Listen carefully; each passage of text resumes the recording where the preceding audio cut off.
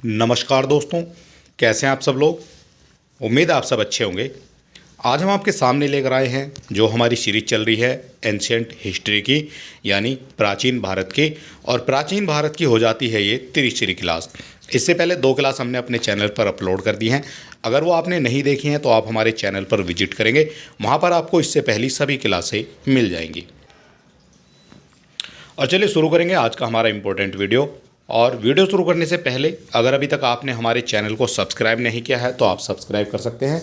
Video को अपने दोस्तों में भी शेयर कर सकते हैं। आज का जो हमारा इम्पोर्टेंट वीडियो है ये हो जाता है, सबसे पहला जो टॉपिक है ये हो जाएगा 6ठी शताब्दी ईसा पूर्व में जो आपके धार्मिक आंदोलन हुए हैं उनसे संबंधित ये वीडियो हो जाएगा। और सारे क्वेश्चन जितने भी हैं वो सब आपको मिलने वाले हैं यहाँ पर इम्पोर्टेंट। और इसी तरह के क्वेश्चन आपको हर बार आपकी परीक्षा में देखने को मिलते हैं। तो चलिए देर बिल्कुल नहीं करेंगे, शुरू करेंगे आज का हमारा इम्पोर्टेंट वीडियो। पहला जो टॉपिक है ये हो जाता है हमारा यहाँ पर, पहला जो टॉपिक है ये हो जाता है बौद्ध धर्म। और बौद्ध धर्म के बारे में क्या क्या इंपॉर्टेंट है वो भी हम जान लेते हैं। बौद्ध धर्म के संस्थापक सबसे ज़्यादा पूछे जाते हैं तो ये गौतम बुद्ध हो जाते हैं। क्वेश्चन आपके यहीं से बनते हैं। इनका जन्म आपसे पूछा गया है तो 563 ईसा पूर्व में इनका जन्म हुआ है। और कपिल वस्तु के लुम्बिनी वन में इनका जन्म हुआ है। ये रुमनी देई नामक स्थान पर हो जाता है। ठीक है, तो लुम्बिनी वन हो जाता है कपिल वस्तु में, जहाँ पर 563 ईसा पूर्व की यहाँ पर बात हो रही है, ये आपको ध्यान देना है। गौतम बुद्ध के बचपन का जो नाम है वो था सिद्धार्थ। ठीक है, इनके बचपन का नाम सिद्धार्थ था। और इनके पिता का नाम था शुद्धोदन। माता का नाम पूछा जाएगा तो माया देवी हो जाएगा। और इनको महामाया जो कोलिय गणराज की कन्या थी वो इनकी माता हो जाती हैं। इसके बाद जो शुद्धोदन थे वो शाक्य गण के मुखिया हो जाते हैं। और गौतम बुद्ध के जन्म के कुछ दिन बाद इनकी माता की मृत्यु हो जाती है। इनका जब जन्म हुआ तो कुछ दिन बाद इनकी माता की मृत्यु हो गई। और इनका जो फिर पालन पोषण की जो समस्या आ जाती है, इनके पालन पोषण की समस्या आ जाती है तो इनका जो पालन पोषण किया है वो किया है इनकी मौसी प्रजापति गौतमी ने। ठीक, तो इनकी मौसी हो जाती है प्रजापति गौतमी, जिन्होंने गौतम बुद्ध का लालन पोषण किया था बचपन में। इनका विवाह 16 वर्ष की अल्पायु में हो जाता है। जो शाक्यवल की कन्या थी यशोधरा से इनका विवाह हो जाता है। और इनके जो अन्य नाम हैं वो भी आपसे पूछे जाते हैं, जैसे गोपा है, बिंबा है, ये भी कहा जाता था यशोधरा को। और इनके साथ जो है इनका विवाह हो जाता है 16 वर्ष की आयु में। इसके बाद गौतम बुद्ध के जो पुत्र का नाम है वो राहुल हो जाता है। तो ये सभी जो है आपका पारिवारिक जो स्थिति थी इनकी वो देखने को मिल गई है। गौतम बुद्ध के पुत्र का नाम भी देखने को मिल गया है, इनके पिताजी, माताजी, पत्नी और पुत्र। सांसारिक दुखों से व्यथित होकर सिद्धार्थ 29 वर्ष की अवस्था में गृह त्याग कर देते हैं। और इस घटना को महाभिनिष्क्रमण के नाम से भी जाना जाता है। ठीक है, तो जब इन्होंने 29 वर्ष की अवस्था इनकी हो जाती है और ये घर से त्याग कर देते हैं, घर से चले जाते हैं, तो उस घटना को कहा गया है महाभिनिष्क्रमण। गृह त्याग के पश्चात सिद्धार्थ ने वैशाली के आलार कलाम में सांख्य दर्शन की शिक्षा भी ली थी। तो किससे ली है सांख्य दर्शन की शिक्षा? तो ये ली जाती है आलार कलाम के द्वारा। इसके बाद यहाँ पर जो हमारा अगला पॉइंट बनता है ये बनता है, इसके पश्चात सिद्धार्थ ने राजगीर के रुद्रक रामपुत्र से शिक्षा ग्रहण की। और राजगीर से असंतुष्ट होकर वे उरेवेला चले जाते हैं। राजगीर से वो असंतुष्ट हो जाते हैं और वहाँ से के बाद वो उरेवेला चले जाते हैं। इसके बाद उरेवेला में बिना अन्न जल ग्रहण किए 6 वर्ष की कठिन तपस्या के बाद 35 वर्ष की आयु में बैसाख की पूर्णिमा को निरंजना नदी के किनारे पीपल वृक्ष के नीचे इन्हें ज्ञान की प्राप्ति हुई है। और जो ज्ञान की प्राप्ति हुई है तो इसको कहा गया है निर्वाण। ठीक है, तो निर्वाण की प्राप्ति इनको हो जाती है 35 वर्ष की आयु में। ये सारे जो क्वेश्चन है यहाँ पे बनते हैं। आपसे पूछा जाएगा ये कौन सी नदी थी, तो निरंजना नदी थी। आपसे पूछा जाएगा वो वृक्ष कौन सा है, तो वो पीपल का वृक्ष हो जाता है जहाँ पर इनको ज्ञान की प्राप्ति हो जाती है। उस समय इनकी आयु कितनी थी? तो आयु थी इनकी 35 वर्ष। और जो दिन था वो था आपका बैसाख की पूर्णिमा को। ठीक है, तो ये सारे क्वेश्चन आपसे यहाँ पर पूछे गए हैं पहले भी।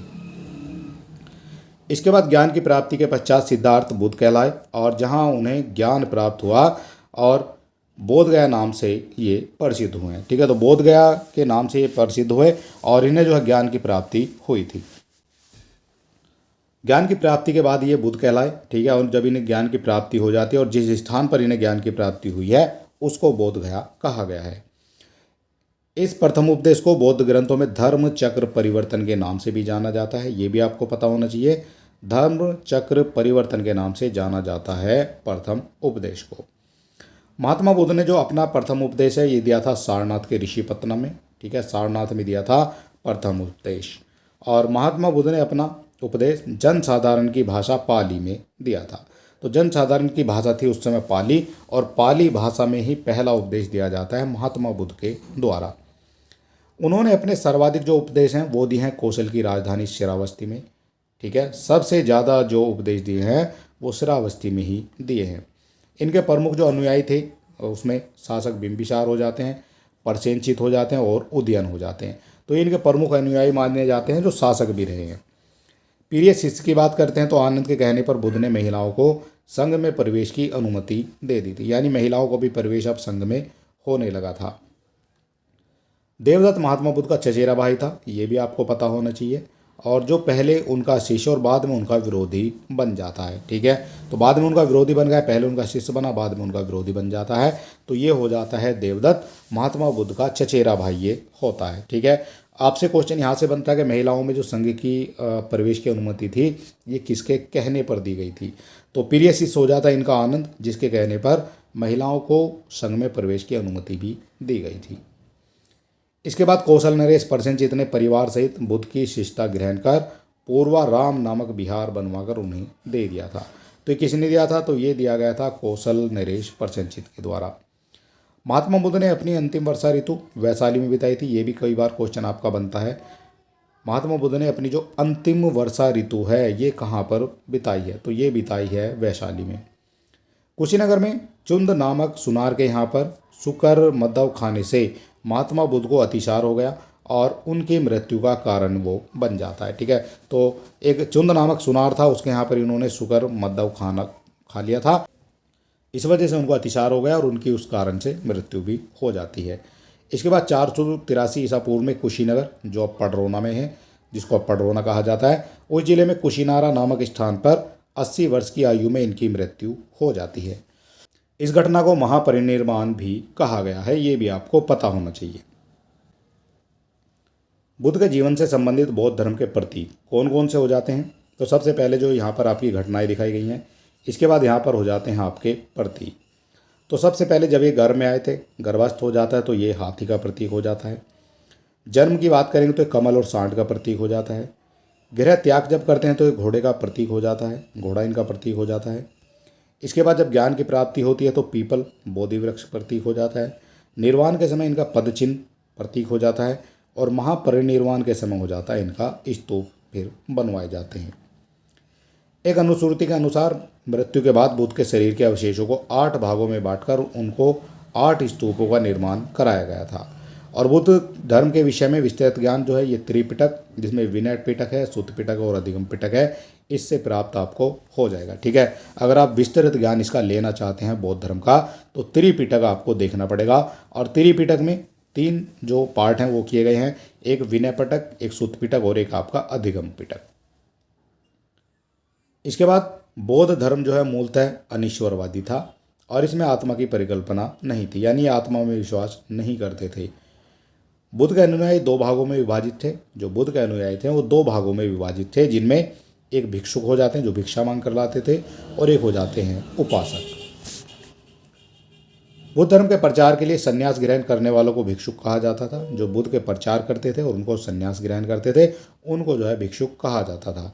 और उपासक वो होते थे जो गृहस्थ जीवन व्यतीत करते हुए बौद्ध धर्म अपनाने वालों को उपासक कहा जाता था, ठीक है। यानी वो गृहस्थी भी संभाल रहे हैं और बौद्ध धर्म भी अपनाया हुआ है तो उनको जो है उपासक कहा जाता था। बौद्ध धर्म में प्रवेश लेने को उपसंपदा कहा जाता था और बुद्ध धर्म संघ को बौद्ध धर्म में त्रिरत्न भी कहा जाता है, ठीक है। तो ये भी क्वेश्चन यहाँ से बनता है बुद्ध धर्म संघ से, तो ये त्रिरत्न इनको कहा जाता था। इसके बाद हमारा जो अगला पॉइंट बनता है ये बनता है जो चतुर्थ बौद्ध संगीति के बाद बौद्ध धर्म को 2 भागों में, एक हीनयान और एक महायान, इनमें जो है इनको विभाजित कर दिया जाता है, ठीक है। तो कब किया गया है? तो ये किया गया है जब चतुर्थ बौद्ध संगीति हो जाती है। और चतुर्थ बौद्ध संगीति कहाँ हुई है? तो ये हुई थी कुंडल वन में, ये भी आपको पता होना चाहिए। कुंडल वन में चतुर्थ बौद्ध संगीति हो जाती है और बौद्ध धर्म जो है दो भागों में यहाँ पर विभाजित हो जाता है, एक आपका हीनयान और एक आपका महायान। बुद्ध की भूमि स्पर्श मुद्रा से तात्पर्य अपने तप की शुचिता और निरंतरता को बनाए रखने से है। जो बुद्ध की मूर्ति है वो है आपकी स्पर्श, भूमि को स्पर्श करते हुए, हाथ की जो उंगली है उसको स्पर्श करते हुए नीचे, तो उसको उसके बारे में बताया गया तप की शुचिता और निरंतरता को बनाए रखने में का जो है प्रतीक माना जाता है। इसके बाद बौद्ध धर्म का सबसे पवित्र त्यौहार ये बैसाख पूर्णिमा है, जिसे बुद्ध पूर्णिमा के नाम से भी जाना जाता है। तो ये बैसाख पूर्णिमा है जिसको बुद्ध पूर्णिमा के नाम से जाना जाता है। इसका महत्व इसलिए है कि बुद्ध पूर्णिमा के ही दिन बुद्ध का जन्म, ज्ञान प्राप्ति और महापरिनिर्वाण की प्राप्ति हुई थी। तो इसलिए जो है यहाँ पर इसको इम्पोर्टेंट माना जाएगा। और बुद्ध ने सांसारिक दुखों के संबंध में 4 आर्य दुख, दुख समुदाय, दुख निरोध और दुख निरोध गामिनी प्रतिपदा सत्यों का उपदेश भी दिया था। ठीक है, तो ये दिया गया था दुखों को, जो दुखों के बारे में। दुख समुदाय समझने के लिए प्रतीत्य समुदाय कारण करण सिद्धांत की व्याख्या भी की गई है। सांसारिक दुखों से मुक्ति हेतु बुद्ध ने अष्टांगिक मार्ग की बात कही है, जो इस प्रकार हो जाती है। क्या हो जाते हैं जो अष्टांगिक मार्ग है बौद्ध धर्म में? तो ये हो जाता है सम्यक दृष्टि होनी चाहिए, सम्यक संकल्प होना चाहिए, सम्यक वाक यानी वाणी होनी चाहिए, सम्यक कर्मांत होना चाहिए, समय की आजीव होना चाहिए, सम्यक आपको व्यायाम करना चाहिए, सम्यक आपकी स्मृति होनी चाहिए और समय की आपको समाधि ले लेनी चाहिए। तो ये अष्टांगिक मार्ग बताए हैं जो दुखों की मुक्ति के लिए। इसके बाद अष्टांगिक मार्ग का जो स्रोत है वो हो जाता है तैत्तिरीय उपनिषद। ठीक, ये इसका स्रोत माना जाता है। बौद्ध धर्म का जो परम लक्ष्य है वो निर्वाण, जिसका अर्थ है दीपक का बुझ जाना या फिर जीवन मरण चक्र से मुक्त हो जाना। ठीक है, तो ये निर्वाण हो जाता है बौद्ध धर्म का परम लक्ष्य। महात्मा बुद्ध ने निर्वाण प्राप्ति के मार्ग को सरल बनाने के लिए निम्न 10 शीलों पर बल दिया है। 10 शीलों पर बल दिया है महात्मा बुद्ध ने निर्वाण प्राप्ति के मार्ग को सरल बनाने के लिए। तो सबसे पहले हो जाता है आपका सत्य।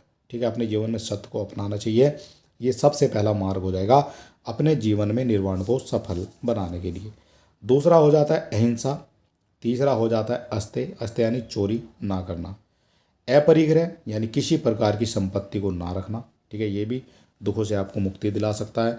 ब्रह्मचार्य का पालन करना, असमय भोजन ना करना, सुखप्रद बिस्तर पर नहीं सोना, सुगंधित पदार्थों का त्याग करना, कामनी एवं कंचन का त्याग करना, नृत्य संगीत आदि से दूर रहना। ठीक है, तो ये 10 सरल तरीके बताए हैं महात्मा बुद्ध ने निर्वाण के। इसके बाद यहाँ पर जो अगला पॉइंट हमारा दिखाया गया है, तो प्रथम 5 शीलों का जो पालन ये गृहस्थों के लिए, जबकि भिक्षुओं के लिए 10 शीलों का पालन अनिवार्य था। यहाँ बात की गई है बौद्ध संगीतियों की। ये क्वेश्चन जो सुमेलित करने के लिए आ जाता है आपका, और इम्पोर्टेंट क्वेश्चन ये माना जाता है। तो सबसे पहले प्रथम बौद्ध संगीति ये हो जाती है आपकी 483 ईसा पूर्व में। ईयर भी आजकल जो है ईयर से भी क्वेश्चन आपका पूछा जाता है। तो प्रथम जो बौद्ध संगीति हुई है ये 483 ईसा पूर्व में हुई है। कहाँ हुई है? राजगृह में। अध्यक्ष कौन थे? महाकश्यप थे, और शासक हो जाते हैं उस समय के अजात शत्रु। ठीक, तो सबसे पहली जो बौद्ध संगीति हुई है ये अजात शत्रु के शासनकाल में हो जाती है। दूसरी बौद्ध संगीति की बात करते हैं तो 383 ईसा पूर्व में हो जाती है। ये हो जाती है वैशाली में, और सर्वकामी जो अध्यक्ष हो जाते हैं, और काला शोक हो जाते हैं आपके जो है शासक उस समय। ठीक, तो दूसरी जो आपकी बौद्ध संगीति है काला शोक शासक उस समय हो जाते हैं। इसके बाद आ जाती है हमारी तृतीय बौद्ध संगीति 247 ईसा पूर्व में ये हुई है, पाटलिपुत्र में हो जाती है, और अध्यक्ष हो जाते हैं मोगली पुत्र तिस्सु, और साधक हो जाते हैं उस समय अशोक। इसके बाद चतुर्थ जो बौद्ध संगीति है ये हुई है ईस्वी की प्रथम शताब्दी में, और ये हो जाती है कुंडलवन कश्मीर में। वसुमित्र हो जाते हैं इसके अध्यक्ष, और उपाध्यक्ष हो जाते हैं सुघोष, और कनिष्क हो जाते हैं उस समय के शासक। सबसे ज़्यादा जो आपका क्वेश्चन बनता है वो बनता है इनके स्थान से और इनके शासक से। ठीक है, और समय भी आजकल जो है पूछा जा रहा है क्वेश्चनों में। इसके बाद अगला पॉइंट आ जाता है यहाँ पर महात्मा बुद्ध ने मध्यम मार्ग यानी मध्यम प्रतिपदा का उपदेश दिया है। बौद्ध धर्म जैन धर्म के समान अनिश्वरवादी है। बौद्ध धर्म आत्मा के अस्तित्व को स्वीकार नहीं करता है, जबकि पुनर्जन्म में विश्वास करता है। यानी कि पुनर्जन्म में विश्वास करते हैं, लेकिन आत्मा के अस्तित्व को ये नहीं मानते हैं। ये मानते हैं कि आत्मा नहीं होती है। ठीक है, लेकिन पुनर्जन्म होता है, ऐसा माना जाता है बौद्ध धर्म में। जातक कथाओं में भगवान बुद्ध के पूर्व जन्मों की कथाओं का वर्णन भी देखने को मिल जाएगा, जो आपकी जातक कथाएं हैं। इसके बाद वैशाली की नगर वधु आम्रपाली भी महात्मा बुद्ध की शिष्य थी। ये वैशाली नगर की हो जाती है नगर वधु, और आम्रपाली नाम है इनका, और ये महात्मा बुद्ध की शिष्या हो जाती हैं। कालांतर में महायान दो भागों में जो विभाजित हो जाता है, एक शून्यवाद माध्यमिक और एक हो जाता है विज्ञानवाद, जिसमें योगाचार को में विभाजित इनको कर दिया जाता है, यानी कि शून्यवाद और एक हो जाता है विज्ञानवाद। ठीक है, तो ये हो जाता है महायान दो भागों में विभाजित। अब यहाँ शून्यवाद के जो प्रवर्तक हैं वो हो जाते हैं नागार्जुन। ठीक है, ये भी आपको पता होना चाहिए। इसके बाद यहाँ पर आ जाता है बौद्ध धर्म की एक शाखा 7वीं शताब्दी में वज्रयान के रूप में विकसित हुई है। तो वज्रयानियों ने स्त्री को शक्ति का रूप मानकर पूजा की है, और बोधिसत्व के रूप में पुनर्जन्मों की दीर्घ श्रृंखला के अंतर्गत बुद्ध ने शाक्य मुनि के रूप में अपना अंतिम जन्म प्राप्त किया, किंतु इसके उपरांत मैत्रेय भावी बोधिसत्व अभी अवतरित होना है। ठीक है, तो ये भी आपको पता होना चाहिए। इसके अलावा सर्वाधिक बुद्ध मूर्तियों का जो निर्माण है गांधार शैली के अंतर्गत किया गया है। सर्वाधिक जो बुद्ध की मूर्तियों का निर्माण है ये किया गया है गांधार शैली के अंतर्गत, किंतु बुद्ध की प्रथम मूर्ति ये संभवतः मथुरा कला के अंतर्गत बनी होगी। ठीक है, ये भी आपको याद रखना है। पहली मूर्ति है ये बनी है मथुरा कला के अंतर्गत, और वसुमित्र पहले हीनयानी थे, बाद में ये महायानी हो जाते हैं। बुद्ध द्वारा प्रदत्त पंचशील उपदेश का उल्लेख छांदोग्य उपनिषद में मिलता है। तो ये मिलता है बुद्ध द्वारा जो प्रदत्त पंचशील उपदेश है ये छांदोग्य उपनिषद में पहल मिलता है। बुद्ध घोष के कृति विशुद्धि मग में बौद्ध सिद्धांतों का स्पष्टीकरण किया गया है। इसे बौद्ध सिद्धांत कोश भी कहा जाता है। तो बुद्ध घोष की जो कृति है ये हो जाती है विशुद्धि मग में बौद्ध सिद्धांतों का स्पष्टीकरण किया गया है, और इसे बौद्ध सिद्धांत कोश भी कहा जाता है। बौद्ध धर्म के भगवती सूत्र और बौद्ध ग्रंथ अंगुत्तर निकाय में 16 महाजनपदों का उल्लेख भी मिलता है। ठीक है, तो 16 महाजनपद का जो है उल्लेख यहाँ पर मिल जाएगा। इसके बाद महाजनपदों का जो उदय है ये हो जाता है आपका, यहाँ पर क्रम दिखाया गया है। यहाँ पर महाजनपद या राजधानी हो जाती है, और ये हो जाती है जो वर्तमान इनकी स्थिति यहाँ है। तो यहाँ पर सबसे पहले बात करेंगे जो हमारा महाजनपद हो जाता है अंग, राजधानी हो जाती है चंपा, और वर्तमान स्थिति हो जाती है इसकी भागलपुर मुंगेर बिहार में। अवंती हो जाता है महाजनपद, राजधानी हो जाती है उज्जैन महिष्मती जिसको कहा जाता है, और वर्तमान स्थिति हो जाती है मालवा मध्य प्रदेश में। इसके बाद आ जाता है सूरसेन, ये हो जाता है आपका मथुरा, इसकी राजधानी हो जाती है, और ये हो जाता है मथुरा उत्तर प्रदेश में। इसके बाद काशी की बात करते हैं, तो काशी की जो राजधानी वाराणसी हो जाएगी, और वाराणसी के जो आसपास का क्षेत्र है ये भी आपको उत्तर प्रदेश में देखने को मिल जाएगा। कौशल महाजनपद हो जाता है, और ये श्रावस्ती या साकेत इसकी राजधानी हो जाएगी, और अयोध्या मंडल हो जाता है ये भी उत्तर प्रदेश में हो जाएगा। कुरु हो जाता है ये इंद्रप्रस्थ, इसकी राजधानी हो जाएगी। आधुनिक दिल्ली मेरठ और हरियाणा के कुछ क्षेत्र इसके अंतर्गत आ जाते थे इंद्रप्रस्थ के। कंबोज हो जाता है महाजनपद, ये हाटक राजपुर आ जाती है, और इसका जो क्षेत्र है राजौरी हजारा क्षेत्र दक्षिण पश्चिमी कश्मीर में देखने को मिल जाएगा। 8वां जो हमारा महाजनपद है अशमक, पोटिल या पोतन इसकी राजधानी हो जाती है। गोदावरी नदी के आसपास का क्षेत्र हो जाता है, जो दक्षिण भारत का एकमात्र जनपद भी माना जाता है। चेदी महाजनपद है, सुक्तिमती राजधानी हो जाती है, और बुंदेलखंड उत्तर प्रदेश जो है यहाँ पर देखने को मिल जाएगा। इसके बाद पांचाल की बात की गई तो अहिच्छत्र और काम्पिले इसकी राजधानी हो जाती हैं। बरेली, बदायूं, फर्रुखाबाद ये उत्तर प्रदेश में देखने को मिल जाएगा। इसके बाद आ जाता है आपका वज्जी हो जाता है वैशाली विदेह राजधानी हो जाती है, और जो क्षेत्र है वो मुजफ्फरपुर एवं दरभंगा के मिथिला के आसपास का क्षेत्र हो जाएगा जो बिहार में पड़ता है। इसके बाद आ जाती है हमारी वत्स महाजनपद, खोशाम्बी हो जाती है राजधानी। प्रयागराज इलाहाबाद के आसपास का क्षेत्र हो जाता है ये उत्तर प्रदेश में। 16 में से 8 जो महाजनपद है ये आपके उत्तर प्रदेश में ही है, ये भी आपको पता होना चाहिए। मगध हो जाता है हमारा जो महाजनपद है, राजधानी हो जाती है गिरिवीर, राजगिरा या पाटलिपुत्र, और ये पटना गया बिहार जो है का क्षेत्र यहाँ पर दिखाया गया है। मत्स्य हो जाता है ये, मत्स्य की राजधानी हो जाती है विराट, और स्थान हो जाता है जयपुर, राजस्थान के आसपास का क्षेत्र। एक हो जाता है आपका मल्ल, ये पावा तथा कुशीनगर इसकी राजधानी हो जाती है, और क्षेत्र भी इसका हो जाता है कुशीनगर, उत्तर प्रदेश में। और लास्ट हो जाता है 16 नंबर पे गांधार महाजनपद, राजधानी हो जाएगी तक्षशिला, और ये जो क्षेत्र है हो जाता है रावलपिंडी और पेशावर, पाकिस्तान में। ठीक है, तो इतनी चीज़ें आपको यहाँ पर सभी समझते हुए चलना है। इसके बाद यहाँ पर आ जाते हैं जो यहाँ पर ये दिखाए गए हैं 6ठी शताब्दी ईसा पूर्व में जो 16 महाजनपद हैं वो कहाँ कहाँ हैं। तो यहाँ काम्बोज हो जाता है जो कश्मीर में, कांधार है। इसके बाद यहाँ पर कुरु है, पांचाल है, कौशल है, मल्ल, वज्जी, अंग, मगध, काशी, वत्स, चेदी, सूरसेन, मत्स्य, अवंती और अस्मक।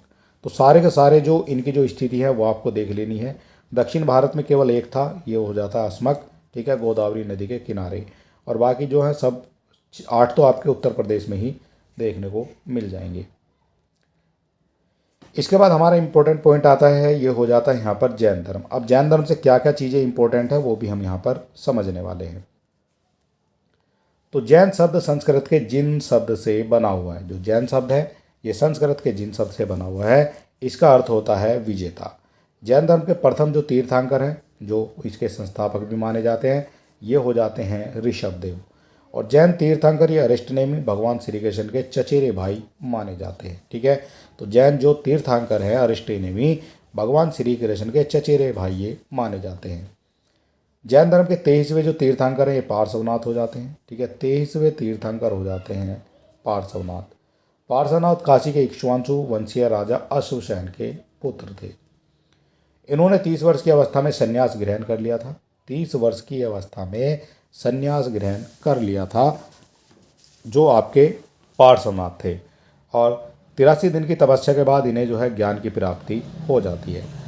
इनके द्वारा दी गई शिक्षाओं में सत्य है, अहिंसा है, अस्त्य है, अपरिग्रह है। ठीक है, तो ये चारों जो आपको यहाँ पर याद रखने हैं, ये इनके द्वारा शिक्षा दी जाती है। ठीक है, अस्त्य कहा जाता है जो चोरी नहीं करने को, और अपरिग्रह कहा जाता है संपत्ति ना रखने को।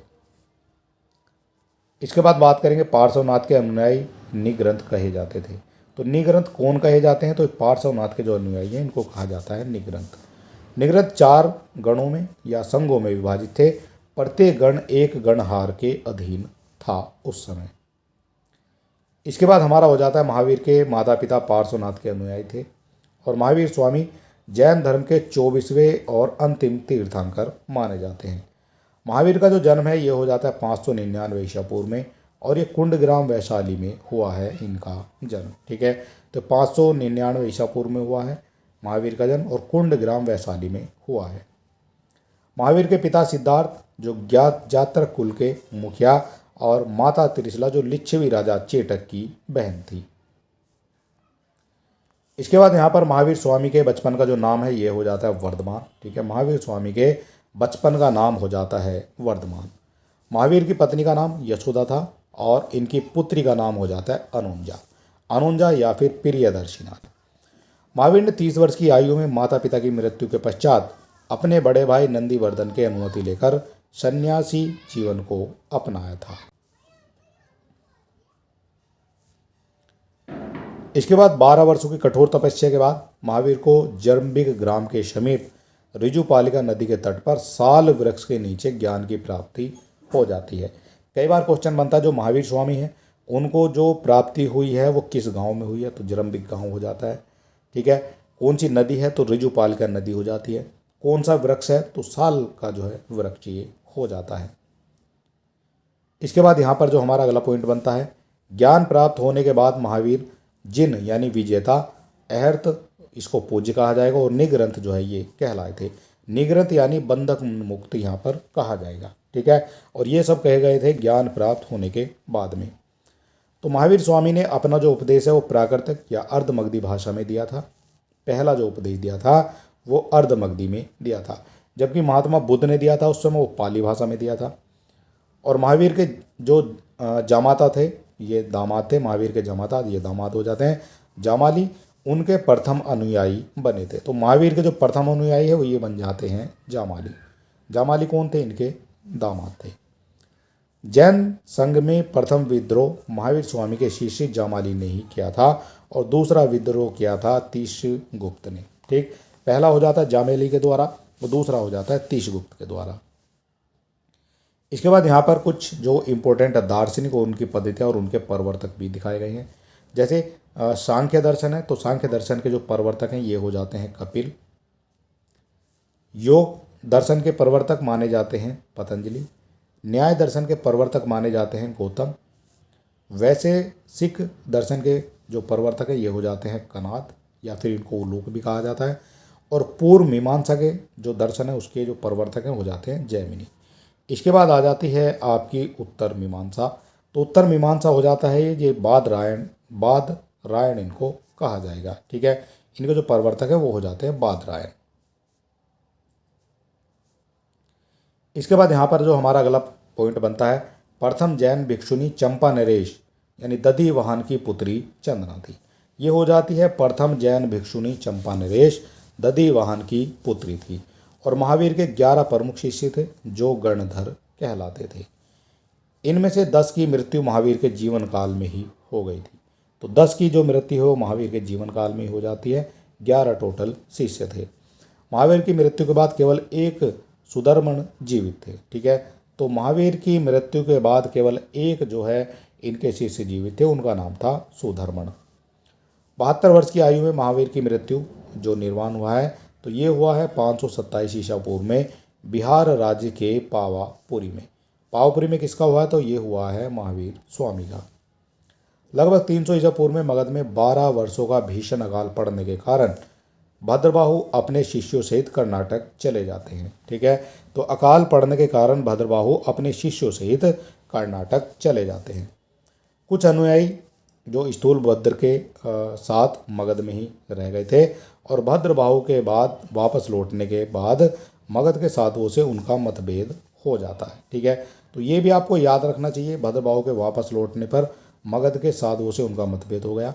और इसके बाद परिणाम स्वरूप जैन मत श्वेतांबर और दिगंबर 2 नामों से जो है 2 संप्रदायों में बट जाता है। ठीक है, तो ये बटता है आपका जब इनका आपस में मतभेद हो जाता है, और एक बनता है आपका श्वेतांबर और एक हो जाता है आपका दिगंबर। इसके बाद भद्रबाहु के जो शिष्य थे वो हो जाते हैं दिगंबर, जो नग्न रहने वाले थे इनको जो है दिगंबर कहा गया है। और जो स्थूलभद्र थे उनके शिष्य हो जाते हैं श्वेतांबर, जो श्वेत वस्त्र धारण करने वाले थे। ठीक, तो दोनों चीज़ें आपको यहाँ पर बतानी है, समझनी है। भद्रबाहु के शिष्य हो जाते हैं दिगंबर जो नग्न रहते थे। ठीक है, यानी भद्र हो जाते थे। और स्थूलभद्र के हो जाते हैं ये आपके श्वेतांबर जो श्वेत वस्त्र धारण करते थे। आचार्य सुधर्मन जैन धर्म के जो प्रथम भेरा अर्थात मुख्य उपदेशक भी हुए थे। और जैन धर्म के भी तीन जो त्रिरत्न हैं वो भी हो जाते हैं। बौद्ध धर्म के भी त्रिरत्न थे और यहाँ पर भी जैन धर्म के भी 3 रत्न हो जाते हैं, सम्यक दर्शन, सम्यक ज्ञान और सम्यक आचरण।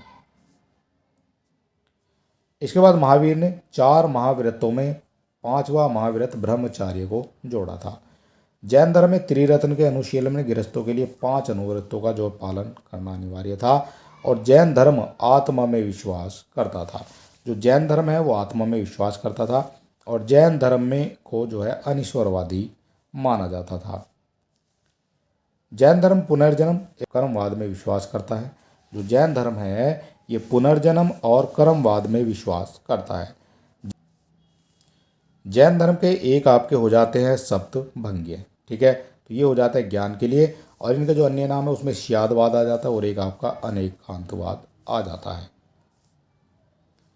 इसके बाद यहाँ पर जैन धर्म मतावलंबी प्रमुख राजा हो जाते हैं इसके उदयन चंद्रगुप्त मौर्य, कलिंग नरेश खारवेल, राष्ट्रकूट राजा अमोघवर्ष और चंदेल शासक, ये सभी जो हैं जैन धर्म के मतावलंबी प्रमुख राजा हो जाते हैं। कर्नाटक के श्रवणबेलगोला में मैसूर के गंग वंश के मंत्री चामुंड ने 10वीं शताब्दी में विशाल बाहुबली की मूर्ति जो गोमतेश्वर की मूर्ति है उसका निर्माण भी कराया था। ये क्वेश्चन भी आपसे वनडे में एग्जाम में पूछा जाता है। जो श्रवणबेलगोला में है गोमतेश्वर की मूर्ति है, किसके द्वारा इसका निर्माण कराया गया है? तो इसका जो निर्माण कराया गया है वो कराया गया है चामुंड के द्वारा।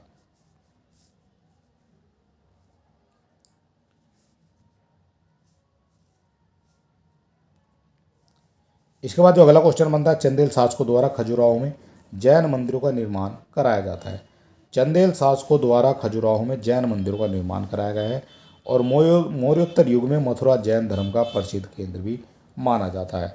बाहुबली प्रथम जैन तीर्थंकर थे जो ऋषभ देव के पुत्र भी माने जाते हैं। और भद्रबाहु द्वारा रचित कल्प सूत्र में जैन तीर्थंकरों की जीवनियों का भी उल्लेख देखा गया है। ठीक है, तो ये बाहुबली हो जाते हैं प्रथम जैन तीर्थंकर और ये ऋषभ देव के पुत्र भी माने गए हैं।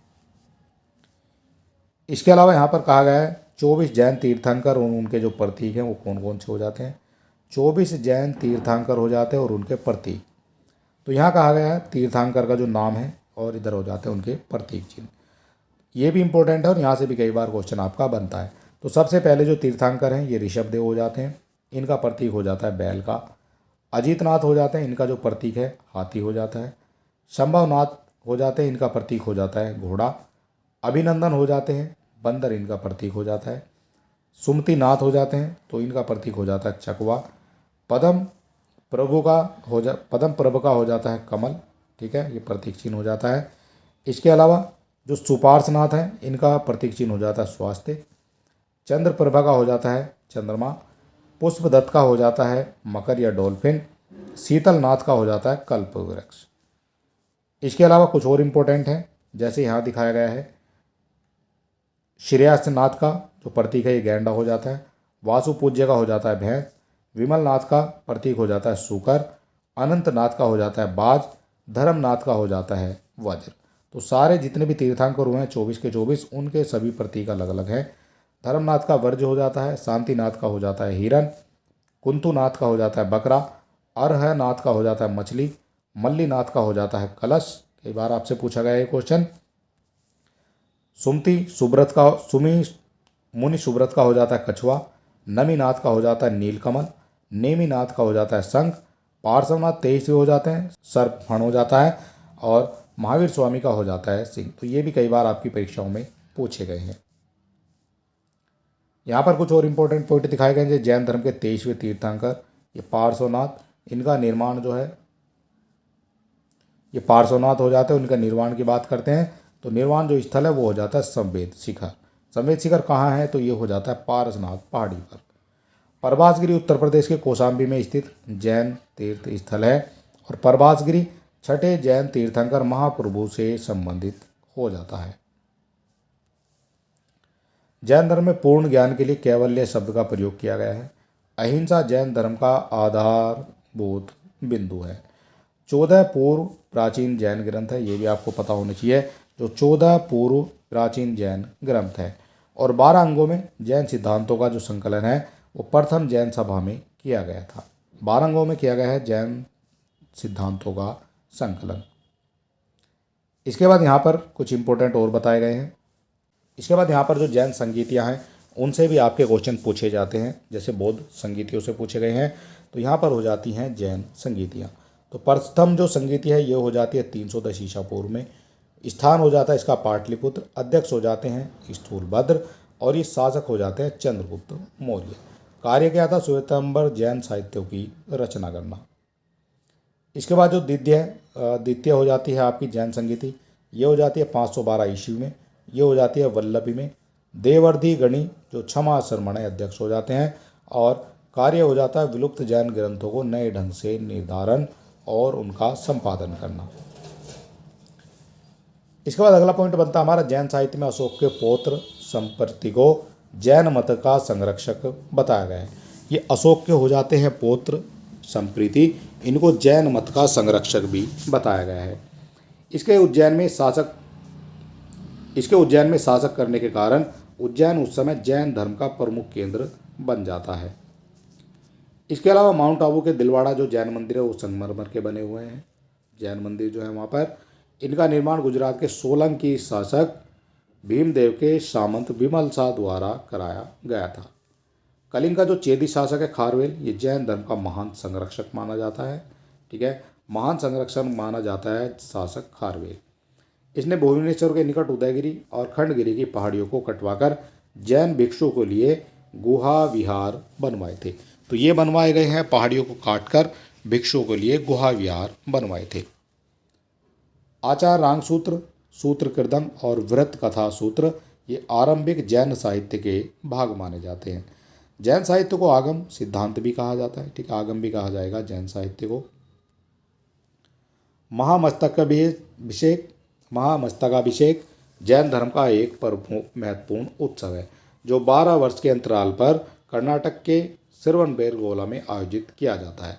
तो ये 12 वर्ष में एक बार किया जाता है महामस्तकाभिषेक। इसके बाद हमारा इंपॉर्टेंट पॉइंट आ जाता है जो प्रमुख जैन ग्रंथ और उनके रचनाकार, ठीक है, यहाँ से भी आपके क्वेश्चन पूछे जाते हैं। तो यहाँ सबसे पहले कहा गया कल्पसूत्र की जो रचना है भद्रबाहु के द्वारा की गई है। परिशिष्ट पर्वन की जो रचना है ये हेमचंद्र के द्वारा की गई है। यह अपभ्रंश भाषा का प्रथम व्याकरण भी ग्रंथ भी माना जाता है परिशिष्ट पर्वन। आदि पुराण की रचना की गई है जिनसेन के द्वारा और यह ग्रंथ संस्कृत भाषा में लिखा गया है। कितने क्वेश्चन आपके यहाँ से बनते हैं? कल्पसूत्र के रचनाकार भद्रबाहु हो जाते हैं, परिशिष्ट के हेमचंद हो जाते हैं, अपभ्रंश भाषा का जो प्रथम व्याकरण ये हो जाता है आपका, और आदि पुराण की रचना जिनसेन ने की है। और ये ग्रंथ जो है संस्कृत भाषा का पहला ग्रंथ भी हो जाता है संस्कृत में। इसके बाद हमारा जो अगला टॉपिक आता है ये आता है शैव धर्म। तो चलिए देख लेते हैं। तो यहाँ बताया गया भगवान शिव से संबंधित धर्म को शैव धर्म कहा गया है। ये जो शैव धर्म है ये संबंधित हो जाता है भगवान शिव से। भगवान शिव के उपासकों को शैव कहते हैं, ठीक है, ये शिव के उपासक हो जाते हैं जिनको शैव कहा जाता है। और ऋग्वेद में शिव को रुद्र कहा गया है। आपसे ये क्वेश्चन पूछा जाएगा कि शिव को रुद्र कहाँ कहा गया है, तो ये कहा गया है ऋग्वेद में। मत्स्य पुराण में लिंग पूजा का पहला स्पष्ट वर्णन भी किया गया है। रामायण से पता चलता है कि शिव उत्तर दक्षिण भारत के साथ साथ श्रीलंका में भी पूजनीय थे, ठीक है। तो ये हो जाते हैं आपके शिव, जो रामायण से पता चलता है कि शिव जो है उत्तर दक्षिण भारत के साथ साथ श्रीलंका में भी पूजनीय थे। इसके अलावा तैत्तिरीय अरण्यक में, जो तैत्तिरीय अरण्यक है, तो इसमें रुद्र की पत्नी के रूप में पार्वती का नाम लिखा गया है, ठीक है। रुद्र कहा जाता है शिव को और शिव की पत्नी हो जाती हैं पार्वती। वामन पुराण में शैव संप्रदाय की संख्या 4 मिलती है, पाशुपत, कापालिक, कालामुख और शैव। शैव धर्म का सबसे प्राचीन जो संप्रदाय है वो हो जाता है पाशुपत संप्रदाय। सबसे पुराना आपसे पूछा गया है। पाशुपत संप्रदाय की जो स्थापना है ये लकुलीश के द्वारा की गई है और लकुलीश को भगवान शिव का अवतार भी माना जाता है। पाशुपत संप्रदाय के अनुयायियों को पंचार्थिक कहा गया है। पाशुपत सूत्र इस मत का प्रमुख सैद्धांतिक ग्रंथ भी माना जाता है। इसके अलावा यहाँ पर कुछ और इम्पोर्टेंट पॉइंट हो जाते हैं, जैसे शैव धर्म का दूसरा प्रमुख संप्रदाय ये कापालिक माना जाता है। इसके उपासक भैरव को शिव का अवतार मानकर उपासना करते हैं, ठीक है। इसके जो उपासक हैं भैरव को शिव का जो अवतार मानकर उसकी उपासना करते हैं। भवभूति ने मालती माधव नाटक से पता चलता है कि श्री शैलेश नामक स्थान कापालिकों का प्रमुख केंद्र रहा है। और शिव पुराण में कालामुख संप्रदाय के अनुयायियों को महाव्रतधर भी कहा जाता है। इसके अलावा जो कालामुख संप्रदाय के लोग हैं नर कपाल में ही भोजन, जल और सूरापान करते हैं, साथ ही अपने शरीर पर चिता की भस्म भी लगाते हैं। ये कौन हो जाते हैं? तो ये हो जाते हैं कालामुख संप्रदाय के लोग। इसके बाद लिंगायत जो संप्रदाय दक्षिण भारत में प्रचलित था, लिंगायत, और इन्हें जंगम भी कहा जाता था और ये शिवलिंग के उपासक थे। लिंगायत संप्रदाय के प्रवर्तक जो अल्लभ प्रभु है उनके शिष्य बासव थे। लिंगायत संप्रदाय को वीर शैव संप्रदाय भी कहा जाता है। इसके बाद बात आ जाती है 10वीं शताब्दी में, तो ये हो जाते हैं मतेश्वर नाथ ने नाथ संप्रदाय की स्थापना कर दी। इसके बाद 10वीं शताब्दी में मतेश्वर नाथ ने नाथ संप्रदाय की स्थापना भी कर दी है। तो जो आपके नाथ संप्रदाय की स्थापना है ये कब हुई है? तो ये हो जाती है 10वीं शताब्दी में। नाथ संप्रदाय का सर्वाधिक जो प्रचार प्रसार ये गुरु गोरखनाथ के समय में हुआ है। दक्षिण भारत में चालुक्य, राष्ट्रकूट, पल्लव, चोलों के समय शैव धर्म अत्यधिक लोकप्रिय रहा है। सर्वप्रथम शिव पार्वती की संयुक्त मूर्तियां गुप्त काल में निर्मित हुई थी। सर्वाधिक की बात हो रही है संयुक्त मूर्तियां, तो ये हो जाती हैं गुप्त काल में निर्मित। पल्लव काल में नैनार संतों ने शैव धर्म के विकास में महत्वपूर्ण योगदान दिया है। 63 नैनार संतों में प्रमुख थे अपार, संबरदर और सुंदर मूर्ति, ठीक। ये 63 नैनार संतों में हो जाते हैं। एलोरा के प्रसिद्ध कैलाश मंदिर का जो निर्माण है राष्ट्रकूट शासकों ने करवाया था। तंजौर में प्रसिद्ध राज राजेश्वर शैव मंदिर का निर्माण चोल शासक राज राज प्रथम ने करवाया। इसे वृद्धेश्वर मंदिर के नाम से भी जाना जाता है। तो वृद्धेश्वर के नाम से किसको जाना जाता है? तो ये जाना जाता है तंजौर में प्रसिद्ध राज राजेश्वर शैव मंदिर को वृद्धेश्वर के नाम से जाना जाता है। इसके बाद कुमारगुप्त प्रथम के समय में करमदंडा और खो में शिवलिंग की स्थापना भी हो जाती है। तो ये कहाँ हुई है? तो ये हुई है कुमारगुप्त प्रथम के समय में करमदंडा और खो में शिवलिंग की स्थापना हो जाती है। इसके बाद अगला जो हमारा पॉइंट बनता है, गुप्त काल में भूमरा में शिव, नचना कुठार में पार्वती के मंदिरों का निर्माण हुआ है।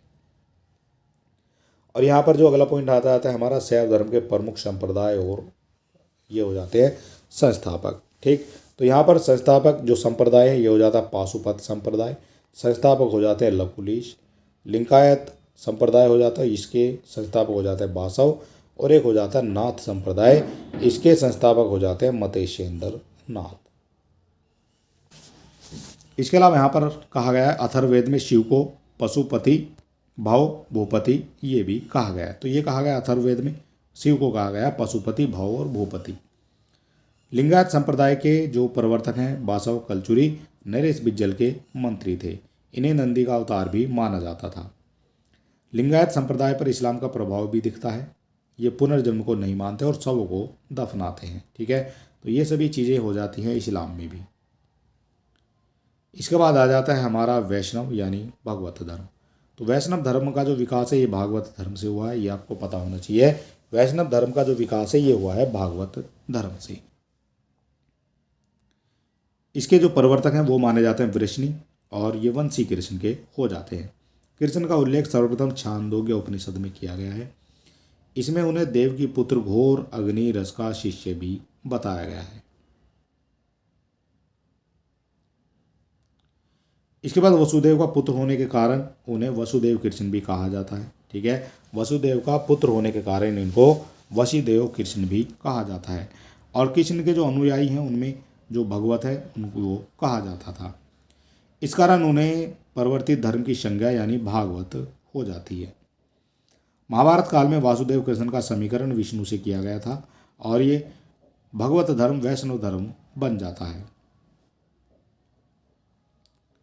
इसके बाद भगवत धर्म के जो संबंधित प्रथम प्रस्तर स्मारक विदिशा हो जाता है। उसका जो बेशनगर का विलेख है वो हो जाता है गरुड़ स्तंभ, जो यूनानी राजदूत हेलियोडोरस द्वारा स्थापित किया गया था। इसके बाद यूनानी जो राजदूत हैं मेगास्थनीज, ये सूरसेन के लोगों को हेराक्लीज का उपासक बताता है, जिसमें तात्पर्य वासुदेव कृष्ण से ही हो जाएगा।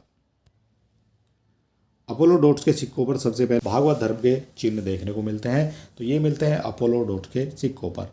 हुविस्क तथा वासुदेव जैसे कुषाण शासक वैष्णव मतानुयायी थे। गुप्त नरेश वैष्णव मत अनुयायी थे तथा इनका जो है राजधर्म बनाया था। गुप्त शासकों के काल में ही वैष्णव धर्म का चरमोत्कर्ष हो जाता है। ये कब होता है? तो गुप्त नरेश वैष्णव मत अनुयायी थे, इन्होंने इसे जो है राजधर्म बनाया था। ठीक है, और गुप्त शासकों के काल में ही वैष्णव धर्म का जो प्रचार है वो चरमोत्कर्ष पर हो जाता है। अधिकांश गुप्त शासक ये परम भागवत की उपाधि धारण करते हैं। अधिकांश जो गुप्त शासक हैं ये परम भागवत की उपाधि धारण करते हैं। विष्णु का वाहन ये हो जाता है आपका गरुड़, गुप्तों का राज चिन्ह माना जाता है। अमर सिंह ने अपने अमरकोश में विष्णु के 39 नाम गिनाते हुए उन्हें वसुदेव का पुत्र बताया है। संगम साहित्य में उल्लेख है कि ईशा की प्रथम शती में वैष्णव धर्म प्रदेश का एक महत्वपूर्ण धर्म भी माना जाता है।